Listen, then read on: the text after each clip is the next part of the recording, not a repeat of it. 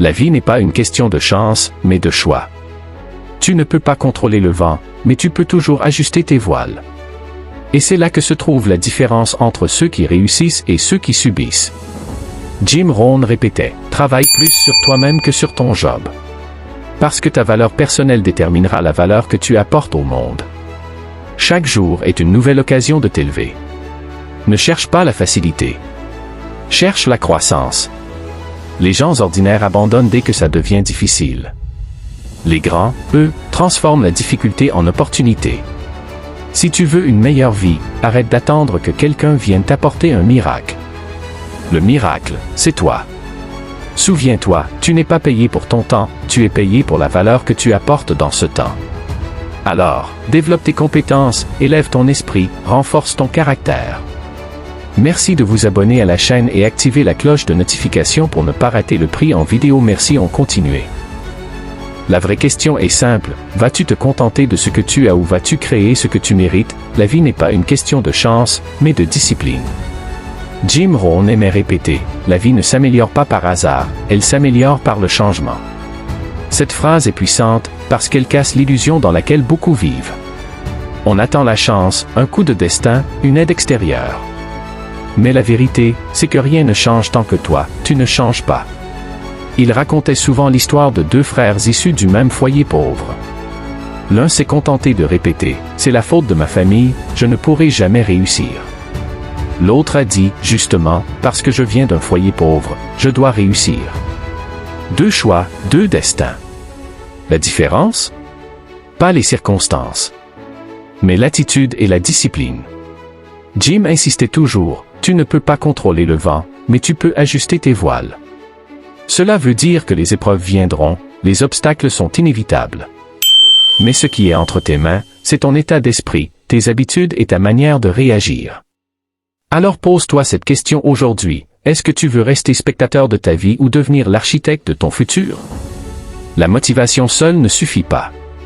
Elle est comme une étincelle. Mais c'est la discipline quotidienne, répétée jour après jour, qui construit les grandes réussites. Évite l'erreur la plus courante, attendre le moment parfait. Le moment parfait n'existe pas. Tu dois commencer avec ce que tu as, là où tu es. Chaque petit pas, chaque action disciplinée, chaque habitude constructive. C'est ainsi que tu transformes ton existence.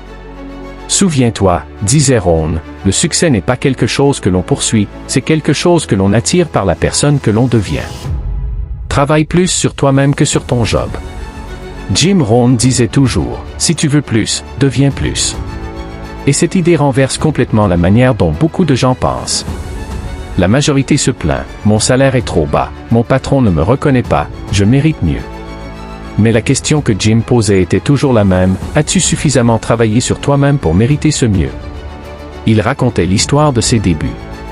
À 25 ans, il était fauché, endetté et sans perspective. Un jour, il a rencontré un mentor qui lui a dit une phrase qui a transformé sa vie, ne te plains pas de ta paie. Ton salaire est une simple rétribution pour la valeur que tu apportes. Si tu veux plus, apporte plus de valeur. Cette vérité l'a frappé comme un coup de tonnerre. À partir de là, Jim a changé de mentalité. Plutôt que de demander « Qu'est-ce que je gagne ?», il a commencé à demander « En qui suis-je en train de devenir ?» Car ta valeur personnelle détermine toujours ta valeur sur le marché. Si tu investis dans la lecture, l'apprentissage, la discipline, la communication, la maîtrise de ton esprit, tu deviens irrésistible dans n'importe quel domaine. Beaucoup tombent dans le piège de travailler dur sur leur emploi mais jamais sur eux-mêmes. Résultat, ils stagnent. Mais ceux qui consacrent 1 heure par jour à lire, à réfléchir, à écrire leurs objectifs, à améliorer leur attitude, ce sont eux qui se distinguent. Jim aimait dire, si tu veux être payé plus que la moyenne, tu dois devenir plus que la moyenne. C'est une loi universelle, ta vie extérieure est le miroir de ta croissance intérieure. Alors retiens bien ceci, ne demande pas que les choses soient plus faciles. Demande à être meilleur. Ne souhaite pas moins de problèmes. Souhaite plus de compétences. Parce que ce n'est pas le monde qui s'élève à ton niveau. C'est toi qui dois t'élever au sien. Les petites disciplines, les grands résultats. Jim Rohn répétait souvent, le succès, ce n'est rien d'autre qu'une poignée de disciplines, répétées chaque jour. L'échec, lui, ce sont juste quelques erreurs de jugement, répétées chaque jour. Cette phrase simple, mais redoutable, contient un secret que peu de gens appliquent. Il expliquait que la différence entre une personne prospère et une autre qui végète n'est pas énorme. Ce n'est pas un talent spécial, ni une intelligence hors du commun. Non, la différence se trouve dans les petites habitudes. Lire 10 pages par jour d'un bon livre, noter ses objectifs, se lever un peu plus tôt, sourire et être aimable, économiser une petite somme régulièrement. Ces gestes semblent insignifiants. Mais répétés sur 10, 20 ou 30 ans, ils créent un fossé immense. Jim aimait partager une anecdote. Il avait un ami qui disait toujours « Je vais commencer à lire demain ». Mais ce demain ne venait jamais.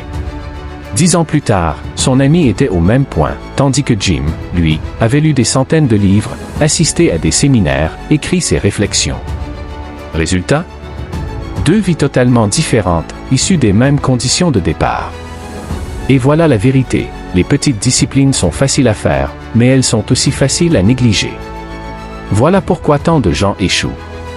Ils pensent, ce n'est pas grave si je saute ma lecture aujourd'hui. Ce n'est pas grave si je dépense un peu plus. Ce n'est pas grave si je remets mon projet à demain. Mais ce « pas grave » répété devient une habitude qui détruit.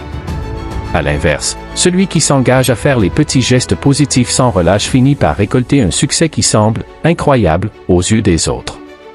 Mais en réalité, ce n'est pas de la magie. C'est de l'arithmétique. Ron disait, la discipline est le pont entre les rêves et la réalité. Si tu veux changer ta vie, commence par changer tes petites habitudes. C'est là que la victoire commence. Le pouvoir des objectifs. Jim Rohn disait, si tu ne conçois pas ton propre plan de vie, il y a de fortes chances que tu tombes dans le plan de quelqu'un d'autre. Et devine ce qu'ils ont prévu pour toi? Pas grand-chose. Voilà pourquoi il insistait sur l'importance d'avoir des objectifs clairs, écrits, précis. Il racontait une histoire marquante lors d'un séminaire. Un participant lui avait confié qu'il voulait une vie meilleure, mais qu'il n'avait aucun objectif écrit. Jim lui a demandé, « Comment veux-tu que ton bateau arrive à destination si tu refuses de lui donner une carte ?» Ce silence dans la salle en disait long. Sans objectif, on navigue à vue.